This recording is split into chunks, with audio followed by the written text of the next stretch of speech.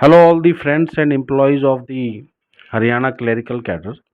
of various departments, boards, corporations, authorities. Friends, Amit Kumar and others versus state of Haryana and others से जो कहानी शुरू हुई थी एडवर्टाइजमेंट नंबर 5 ऑफ 2019 के क्लर्क्स की, वो 3/9/2020 के इनिशियल रिजल्ट से लेके अब तक काफ़ी डेवलपमेंट्स हुई हैं। इनिशियली रीसिलेक्टेड जो क्लर्क्स थे उनकी सर्विस काउंट का इशू था और 2023 के अंदर जनवरी के अंदर जो फ्रेशली सिलेक्टेड क्लर्क्स की रिट्रोस्पेक्टिव सर्विस काउंट के लिए जो पेटिशन के लिए वर्कआउट होना स्टार्ट हुआ था, वो अल्टीमेटली 16/12/2023 को Amit Kumar and others versus state of Haryana and others के ही टाइटल के नाम से 16/12/2023 को ऑनरेबल जस्टिस हरसिमरन सिंह सेठी जी ने इन क्लर्क्स की फ्रेशली सिलेक्टेड क्लर्क्स की रिट्रोस्पेक्टिव सर्विस काउंट के ऑर्डर्स किए थे और साथ में ये भी कहा था कि ये जो सर्विस पीरियड है ये क्लर्क की इंक्रीमेंट्स और सीनियोरिटी को प्रोटेक्ट करने के लिए this period will be utilised, this period will be used. Order होने के बाद जो 16/12/2023 का CWP नंबर 14,591 ऑफ 2023 के अंदर ऑर्डर हुआ था रिट्रोस्पेक्टिव काउंट का, सर्विस रिट्रोस्पेक्टिव काउंट करने का,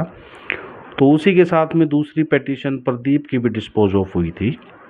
और इनिशियली फर्स्ट पिटीशन के अंदर 88-89 क्लर्क्स थे और सेकंड पिटीशन के अंदर भी 24-30 के करीब क्लर्क्स थे और बाद में जो पिटीशंस फाइल हुई हैं 11-12, तो अल्टीमेटली अब अप्रॉक्सीमेटली 550-600 के करीब जो क्लर्क्स हैं उन्होंने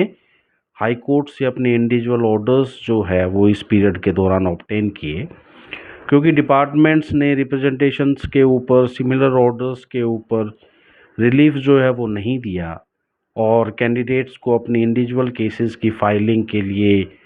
आप ये कह सकते हैं कि उनको कंस्ट्रेन किया गया, क्योंकि डिपार्टमेंट्स का ये कहना था, बोर्ड कॉरपोरेशंस का ये कहना था कि जहां इंडिविजुअल आपके एज अ पिटिशनर ऑर्डर्स हुए हैं वहीं पर हम इन बेनिफिट्स को देंगे।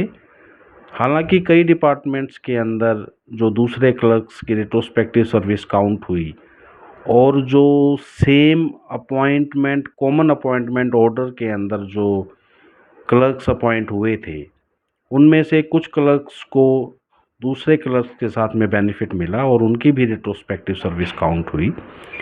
और रिट्रोस्पेक्टिव सर्विस को काउंट करते हुए वेदर इसको एक्सपीरियंस के लिए काउंट करना है, प्रोबेशन पीरियड के लिए काउंट करना है, इंक्रीमेंट्स जो है वो किस तरीके से सेट सी क्लियर करने के बाद किस तरीके से जो है इंक्रीमेंट्स ग्रांट किए जाएंगे, क्या इंक्रीमेंट्स को नोशनली जो रिट्रोस्पेक्टिव डेट है अपॉइंटमेंट की वहाँ से कैलकुलेट किया जाएगा और जो एक्चुअल पीरियड ऑफ सर्विस है उसके एरियर्स क्या दे होंगे। तो इस तरीके के कई इशू और उसके साथ में क्या इस पीरियड को टोटल एक्सपीरियंस जो प्रमोशन के लिए चाहिए क्या उसके लिए काउंट किया जाएगा या फर्दर जो आपका ACP का पीरियड जो आएगा 8 ईयर्स का, क्या उसके अंदर इस पीरियड को काउंट किया जाएगा।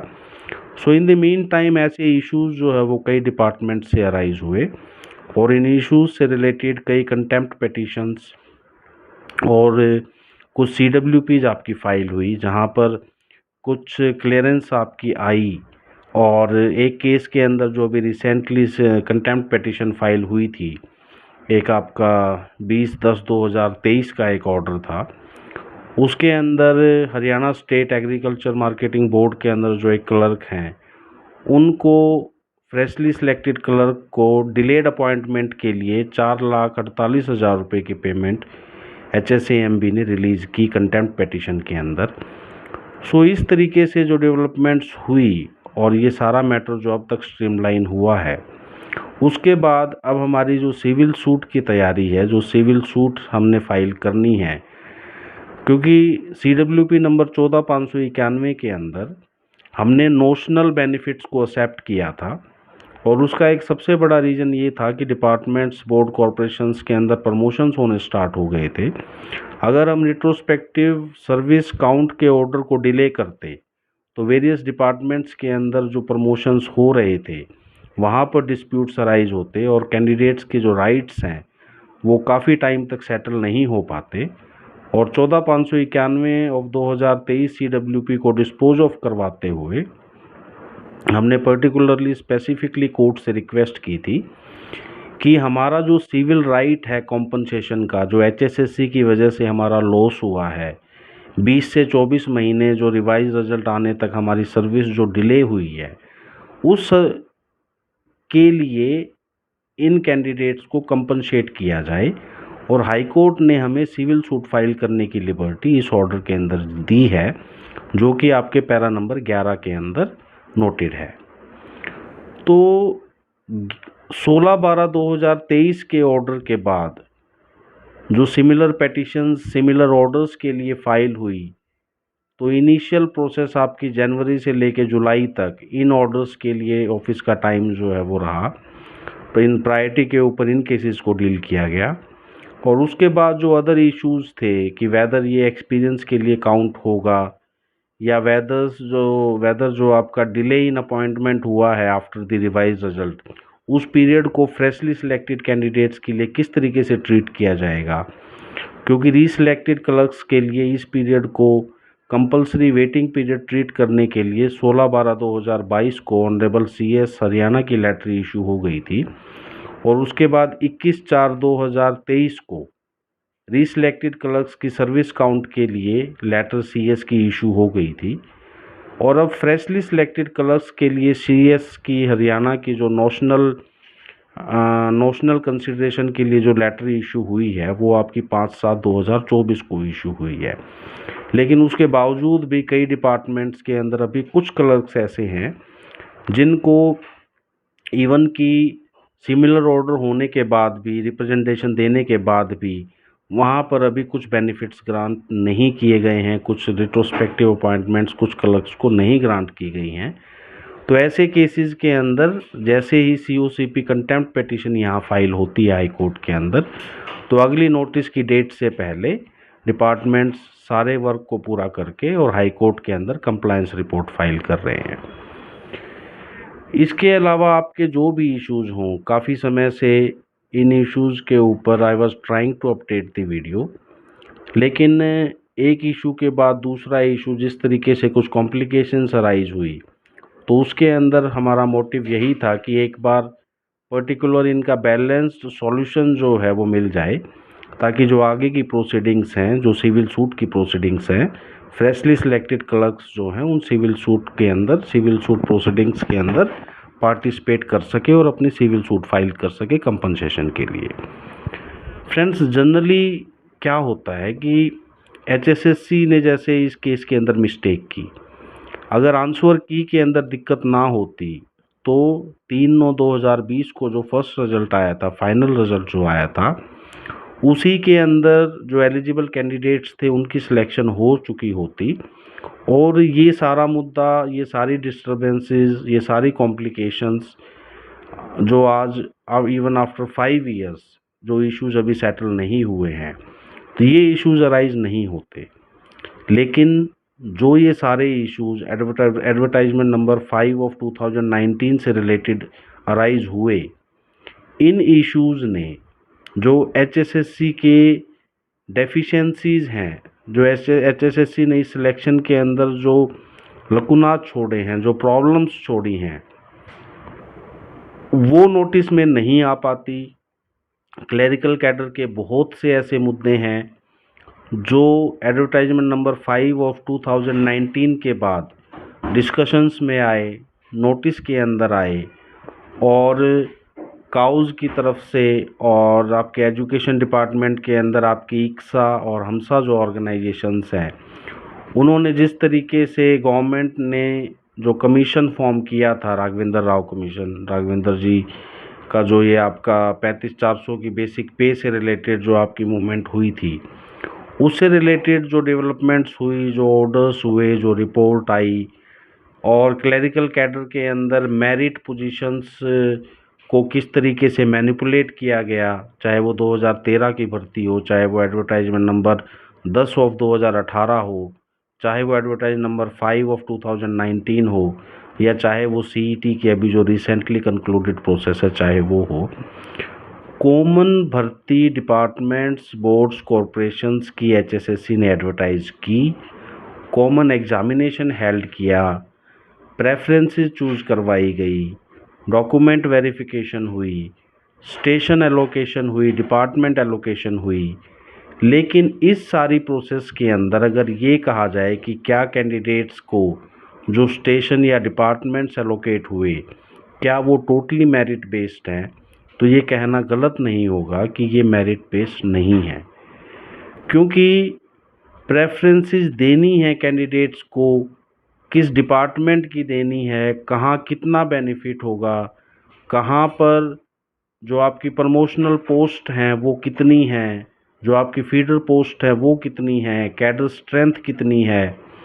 इस तरीके की इंफॉर्मेशन कैंडिडेट्स के पास, क्लर्क्स के पास at the time of choosing of the preference नहीं थी।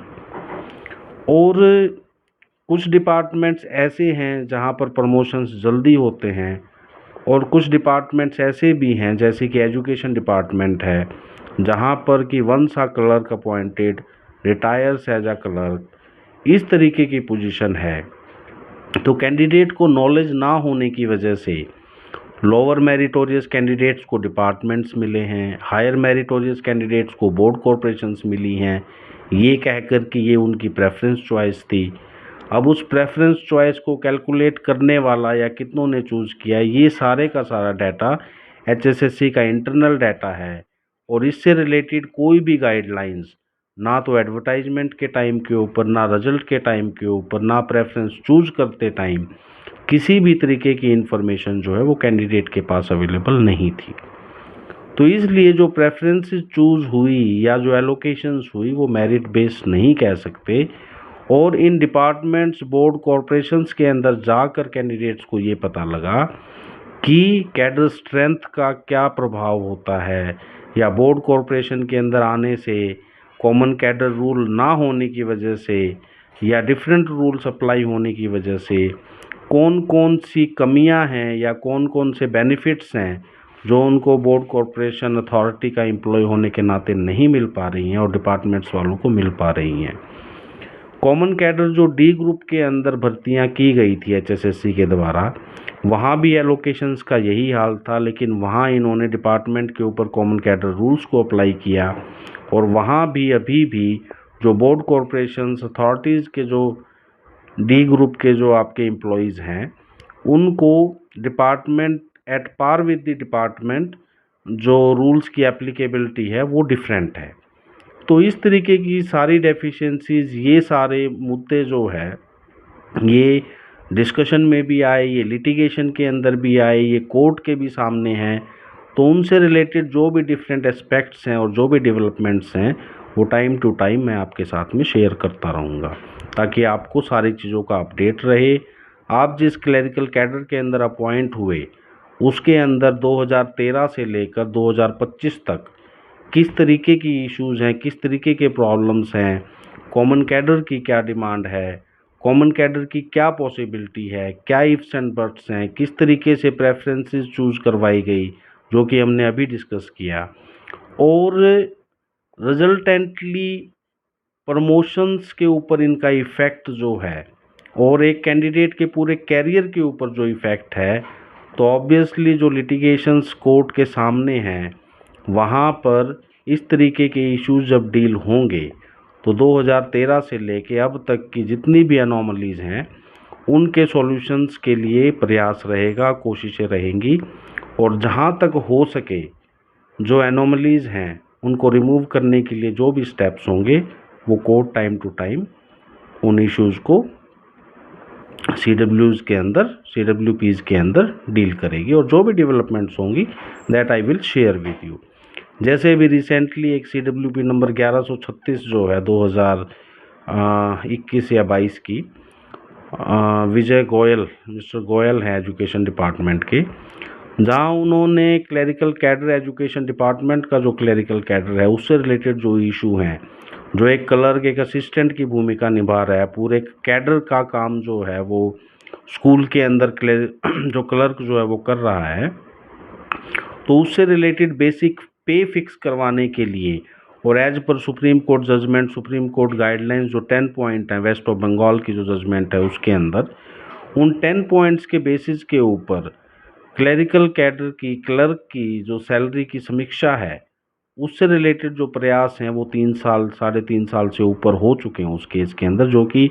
एडमिट किया गया है हाई कोर्ट के अंदर।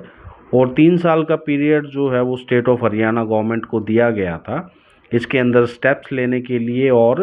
अपना रिप्लाई और प्लीडिंग्स कंप्लीट करने के लिए, लेकिन अब तक वो चीज़ें नहीं की हैं। तो उस इशू को भी अब हम रिसेंटली जो हमारी नेक्स्ट प्रोसीडिंग्स हैं नेक्स्ट मंथ के अंदर कुछ केसेस की, तो उनके अंदर हम उनको टेकअप कर रहे हैं। तो फिलहाल जो आज का मेन जो टॉपिक रहेगा वो रहेगा सिविल सूट से related. CWP number 14551 of 2023 Amit Kumar and others versus state of Haryana के अंदर जो ऑर्डर हुआ था, जैसा कि मैंने आपको बताया कि HSSC के लैप्सेस के लिए जो कैंडिडेट्स का नुकसान हुआ है, एरियर ऑफ सैलरी का जो नुकसान हुआ, जो NPS की कंट्रीब्यूशन अमाउंट है उसका जो नुकसान हुआ, जो LTC के बेनिफिट्स थे उसके लिए जो नुकसान हुआ, और उसके भी एडिशनल अगर कोई मेडिकल बिल्स थे या फिर कोई चिल्ड्रन एजुकेशन से रिलेटेड बेनिफिट्स हैं या कोई भी अदर बेनिफिट या बोनस, जो भी फाइनेंशियल नुकसान HSSC की रिजल्ट के अंदर गड़बड़ी होने से जो रिवाइज रिजल्ट आया और जो फ्रेशली सिलेक्टेड कैंडिडेट्स का फाइनेंशियल नुकसान हुआ, उसके लिए हाई कोर्ट ने हमें सिविल सूट फाइल करने की लिबर्टी दी थी। दूसरी बात, एक चीज़ और आप यहाँ पर नोट करें कि इनिशियली जो आपकी 25,672 जो आपकी CWP थी जिसके अंदर रिजल्ट रिवाइज किया गया था 15,672 15672, 25/4/2022 को जो अमित कुमार का जो फर्स्ट केस था उसके अंदर जो ऑर्डर हुआ था, वहाँ भी हाई कोर्ट ने जहाँ कोस्ट, कंपनसेशन और एरियर्स ऑफ सैलरी की बात की थी,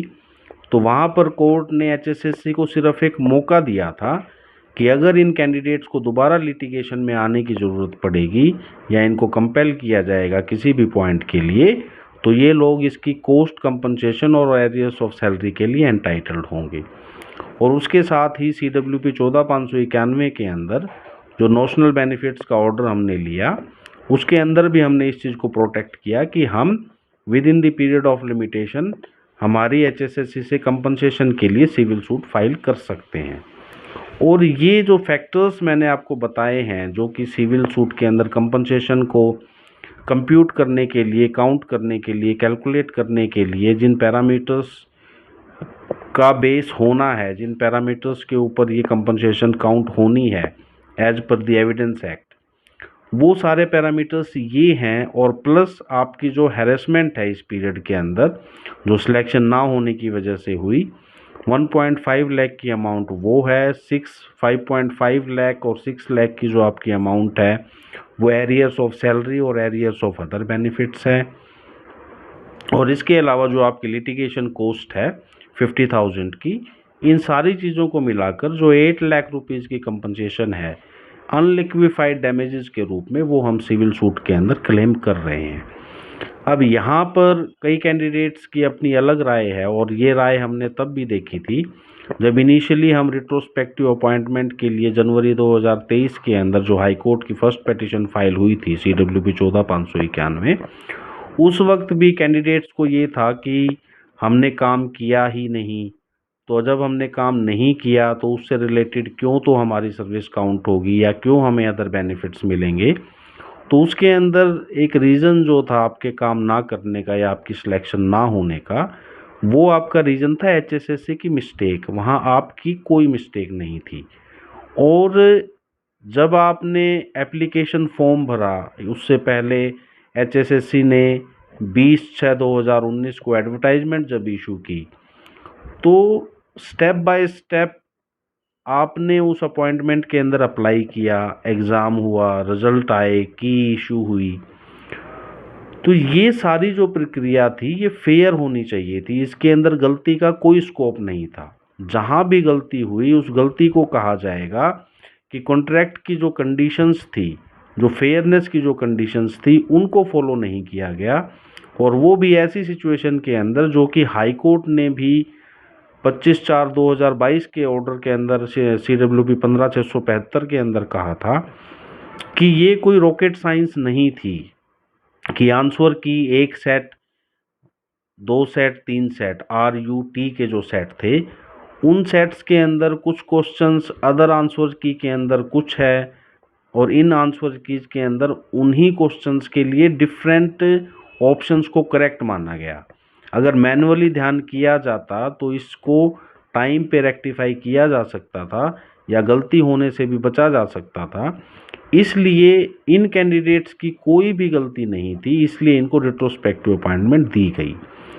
जहाँ तक नो वर्क नो पे की बात है, नो पे नो वर्क का इशू वहाँ प्रोमिनेंट रहता है जहाँ कोई ऐसी जायज़ वजह हो जिसकी वजह से या तो टाइमली अपॉइंटमेंट्स ना हो पाई हो या फिर किसी वजह से अपॉइंटमेंट्स के अंदर डिले हुआ हो, तो वहाँ जहाँ पर अथॉरिटीज़ के ऊपर भी उसको बर्डन को शिफ्ट नहीं किया जा सकता, जहाँ उनकी भी गलती नहीं है, किसी ना किसी टेक्निकल रीज़न की वजह से डिले अगर कॉज हुआ है, तो वहाँ इस तरीके के क्लेम्स जो हैं वो एक्सेप्टेबल नहीं हैं और नो वर्क नो पे की पॉलिसी के अंदर आते हैं। लेकिन जहाँ एक ग्रेव मिस्टेक है रिक्रूटमेंट एजेंसी की, वहाँ जब आपको सेलेक्ट ही नहीं किया गया तो उस पीरियड के अंदर आप काम कैसे कर सकते थे। जैसे कि रिट्रोस्पेक्टिव अपॉइंटमेंट का 16/12/2023 CWP 14/591 of 2023 Amit Kumar and others के अंदर जब ऑर्डर आया तो वहाँ कई डिपार्टमेंट्स ने इस तरीके से एक्ट किया, इस तरीके से कैंडिडेट्स को रिलीफ नहीं दिया ये कहकर कि इसको टोटल सर्विस के लिए काउंट नहीं करेंगे, एक्सपीरियंस के लिए काउंट नहीं करेंगे। कोर्ट ने आपको रिट्रोस्पेक्टिव अपॉइंटमेंट के लिए तो कह दिया है लेकिन हम इसको इसके लिए काउंट नहीं करेंगे। और इसका एक सबसे जो मेजर एग्जांपल है वो है board of school education Haryana, जहां 9 क्लर्कों की अभी बाद में सर्विस काउंट हुई थी, लेकिन लोअर मेरिटोरियस कैंडिडेट्स को प्रमोट किया जा चुका है, उसके बावजूद भी इन कैंडिडेट्स को प्रमोट इसलिए नहीं किया गया क्योंकि उन्होंने रिट्रोस्पेक्टिव पीरियड ऑफ अपॉइंटमेंट को टोटल पीरियड के अंदर एक्चुअल सर्विस मानने से इनकार कर दिया। और इससे रिलेटेड कंटेम्प्ट पिटीशन जो हाई कोर्ट के अंदर पेंडिंग है, उसके अंदर हाई कोर्ट इस चीज़ को देख रही है, और जो सुप्रीम कोर्ट की जो राजौरिया की जजमेंट है उससे ये मैटर कवर होता है कि ये मैटर ये जो आपका पीरियड है रिट्रोस्पेक्टिव अपॉइंटमेंट का, ये टोटल सर्विस पीरियड के अंदर काउंट किया जाएगा। सो फ्रेंड्स, अब इस सिचुएशन के अंदर जो हमारी सिविल सूट है कंपनसेशन के लिए, पहली हमारी प्रायोरिटी ये थी कि जो सर्विस काउंट के रिट्रोस्पेक्टिव काउंट के जो ऑर्डर हुए हैं मैक्सिमम कैंडिडेट्स की के वो ऑर्डर्स इम्प्लीमेंट हो जाएं, उनको रिट्रोस्पेक्टिव पीरियड का एक डेफिनेट डेट जो है वो ग्रांट हो जाएं, जो सेट सी क्वालिफाइड कैंडिडेट्स हैं उनको अपने इंक्रीमेंट्स के बेनिफिट्स और जो एरियर्स वगैरह हैं वो ग्रांट हो जाएं, ताकि हम नेक्स्ट स्टेप जो कि हमारी सिविल सूट है उसकी तरफ हम मूव कर सकें। दूसरी बात फ्रेंड्स, जो सिविल सूट है, जैसे कि मैंने इनिशियली जब आपसे शेयर की थी सिविल सूट की प्रक्रिया को, तो इसके अंदर इतनी सूट्स को ड्राफ्ट करने के लिए और सारे प्रोसीजर से चलने के लिए we needed at least 2 months of continuous working. ये सारे प्रोसीजर के लिए कम से कम 2 महीने की कंटिन्यूस वर्किंग जो है वो ऑफिस की तरफ से चाहिए। और अब जो ये स्टेज है यहाँ हमारी लिमिटेशन पीरियड सबसे ज़्यादा इम्पॉर्टेंट है। हमारा जो इसका लिमिटेशन पीरियड है वो प्रैक्टिकली 22/6/2025 रहेगा, क्योंकि ये जो रिजल्ट आया था ये 23/6/2022 को आया था, और 3 ईयर्स का जो आपका पीरियड है सिविल सूट फाइल करने का वो आपका 22/6/2025 को कंप्लीट होगा। यानी कि जो भी सिविल सूट्स फाइल होंगी 22/6/2025 से पहले या 22/6/2025 तक, वही civil suit primarily limitation period के अंदर रहेंगी और वही सूट्स एंटरटेन हो पाएंगी। उसके बाद फाइल होने वाली सूट्स जो हैं वो after the period of limitation count की जाएंगी। सिर्फ यहाँ जो एक एक्सेप्शन जो हम बेनिफिट लेंगे 60 दिन का जो हम बेनिफिट लेंगे 22/6/2025 के बाद, वो हमारा बेनिफिट 60 डेज का रहेगा उन केसेस के अंदर जहां हम सेक्शन 80 का जो नोटिस है सीपीसी का वो हमने सर्व किया है, क्योंकि जो नोटिस पीरियड है वो आपके लिमिटेशन पीरियड से एक्सक्लूड रहता है। तो प्रैक्टिकली हमें सारे एक्शंस जो हैं वो 22/6/2025 तक कंप्लीट करने हैं, एटलीस्ट नोटिस का एक्शन। और उस नोटिस के बाद जो 60 डेज का पीरियड है, हमारी सबसे पहले तो कोशिश ये रहेगी कि ये 60 डेज के पीरियड को हम कंसिडर ना करें, क्योंकि उससे कॉम्प्लिकेशंस बढ़ेंगी। रादर हमारी प्रायोरिटी ये है कि आज जो आपकी डेट है 24 तारीख या 25 तारीख से जब भी ये प्रोसेस हमने स्टार्ट करी है, इसके अंदर आपको पेटिशन वाइज, अमित कुमार की पेटिशन से स्टार्ट हुए हैं, आपको एक इन्फॉर्मेशन डॉक्यूमेंट जो है वो हमारे ऑफिस की तरफ से शेयर किया जा रहा है, और उसके अंदर जो भी आपसे इन्फॉर्मेशन मांगी गई है 11-12 पॉइंट्स की, वो आप हमें सेंड करें, ताकि जो नेक्स्ट स्टेप है नोटिस का और सूट की ड्राफ्टिंग का वो कंप्लीट हो सके। पेमेंट का इसके अंदर जिस तरीके से हमारी डिस्कशंस रहेंगी वो आपको अपडेट जो है उस नोटिस के साथ या आपकी क्वेरी के ऊपर वो सारी डिस्कशंस वहाँ आपको अपडेट कर दी जाएंगी। अब हमारे पास में अप्रॉक्सीमेटली 3 मंथ्स का पीरियड हम मान के चल रहे हैं 22/6/2023 तक। तब तक हमें ये सारी की सारी सिविल सूट्स की ड्राफ्टिंग, इनके नोटिस की ड्राफ्टिंग, और जो हमारी इन्फॉर्मेशन है पर कैंडिडेट कब की रिट्रोस्पेक्टिव अपॉइंटमेंट है। दूसरा मैं आपसे ये बात शेयर करना चाहूँगा कि जो कैंडिडेट्स सितंबर 2020 से लेकर जुलाई 2022 के पीरियड जब तक उनकी रिवाइज रिजल्ट के बाद सिलेक्शन हुई है, अगर वो कहीं पर एम्प्लॉयड थे, गेनफुली एम्प्लॉयड थे, कहीं से सैलरी ले रहे थे, सरकारी सैलरी ले रहे थे, वो इन सूट्स को फाइल ना करें, क्योंकि उनकी एंटाइटलमेंट सिर्फ उतनी ही रहेगी जितना प्रीवियस जॉब और इस जॉब के बीच में सैलरी का फ़र्क है, तो वो कोई ज़्यादा अमाउंट नहीं रहेगी। तो इसलिए मेरी आपको सजेशन ये रहेगी कि जो प्रीवियसली ड्यूरिंग दिस पीरियड कहीं भी गेनफुली एम्प्लॉयड थे, उनको सिविल सूट फाइल करने ना पड़े, वो ना करें सिविल सूट इसके अंदर फाइल, उनको कोई बेनिफिट इसके अंदर प्रैक्टिकली नहीं रहेगा ज़्यादा। और छोटे मोटे बेनिफिट के लिए 1, 1.5, 2 साल के लिए सिविल सूट फाइल करना और उसको कंटेस्ट करना, I think that would not be a wise idea practically. So I would suggest कि जो कहीं पर भी गेनफुली एम्प्लॉयड थे या कोई सैलरी गवर्नमेंट से गेन कर रहे थे ड्यूरिंग दिस पीरियड, सो वो उस चीज़ के लिए एंटाइटल नहीं है। और नो वर्क नो पे का जैसे मैंने आपको बता ही दिया है। और सिविल सूट के अंदर हमारा जो मेन जो बर्डन रहेगा वो रहेगा कोर्ट के सामने हमारे एक्चुअल फाइनेंशियल लॉस को बताना कि हमारे ये एक्चुअल फाइनेंशियल लॉस हुए हैं, प्लस इनके एक्ट की वजह से हमारी हैरेसमेंट कॉज हुई है, और हमें इस तरीके से ये लिटिगेशन एक्सपेंसेस बियर करने पड़े हैं। और जो हमारे फाइनेंशियल लॉस हुए हैं उसके अंदर जो हमारे प्राइम फैक्टर्स हैं वो है arrears of salary, arrears of increments, जो आपका एनपीएस का जो कंट्रीब्यूशन है वो, उसके अलावा जो आपकी एलटीसी की एंटाइटलमेंट है वो, उसके अलावा जो आपका ईएल का लॉस हुआ है वो, और उसके अलावा जो भी हमारे एडिशनल फैक्टर्स हैं, अगर चिल्ड्रन हैं तो आप उस पीरियड के लिए जो एजुकेशन बेनिफिट्स हैं उनके लिए एंटाइटल्ड हों, तो वो सारी इन्फॉर्मेशन हमने आपसे इस डॉक्यूमेंट के थ्रू मांगी है।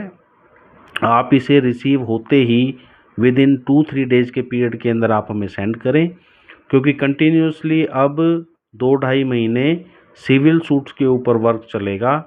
और इतना ही टाइम इसके लिए रिक्वायर्ड था। इसलिए हमने इसको बीच में नवंबर-दिसंबर में स्टार्ट नहीं किया, ताकि एक फ्लो के अंदर सभी को इन्फॉर्मेशन शेयर हो, सभी पार्टिसिपेट करें, और ये सिविल सूट जो है ये अपनी फ़ाइल करवाएं। ये सारे सिविल सूट्स हम इंडिविजुअल फाइल कर रहे हैं, इनको ग्रुप के अंदर फाइल नहीं कर रहे हैं, क्योंकि सिविल सूट्स के अंदर एविडेंस भी होगा, गवाहियाँ भी होंगी, आपको एक डेट के ऊपर आना भी होगा, और इनिशियली जो आपकी सिविल सूट फाइल होगी उस फाइलिंग के लिए आपको एक विजिट यहाँ पंचकुला चंडीगढ़ करनी होगी,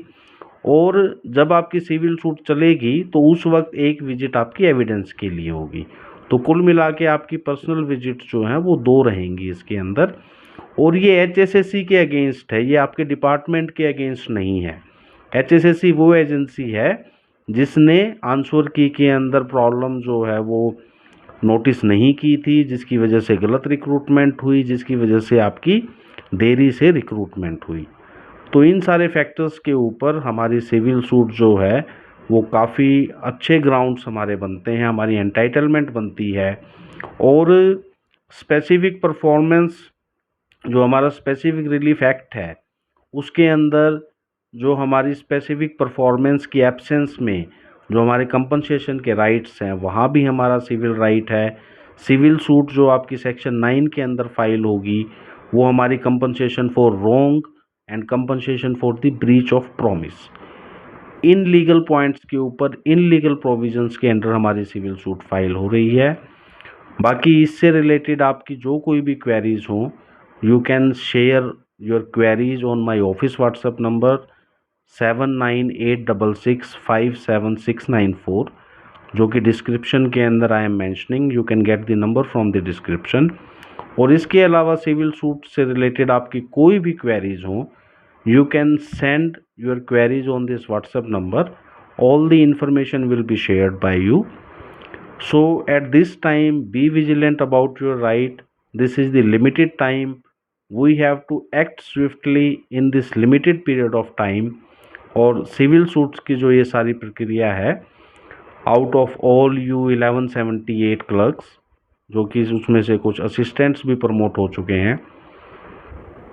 so friends, this is the entire development on the issues. इसके अलावा रीसिलेक्टेड क्लर्क्स या फ्रेशली सिलेक्टेड क्लर्क्स या जो आउटस्टेड क्लर्क्स के केस हैं जो अभी 10 अप्रैल के लिए लगे हुए हैं, उससे रिलेटेड आपकी कोई भी क्वेरी हो, या रेट्रोस्पेक्टिव अपॉइंटमेंट या बेनिफिट्स या सिविल सूट से रिलेटेड आपकी कोई भी क्वेरी हो,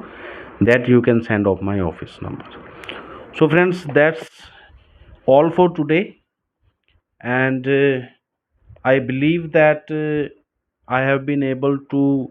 convey the required information regarding the civil suit। और उसके बावजूद भी अगर आपकी कोई क्वेरी हो तो you can share on my office WhatsApp number. That's all for today, friends. Take care of yourself.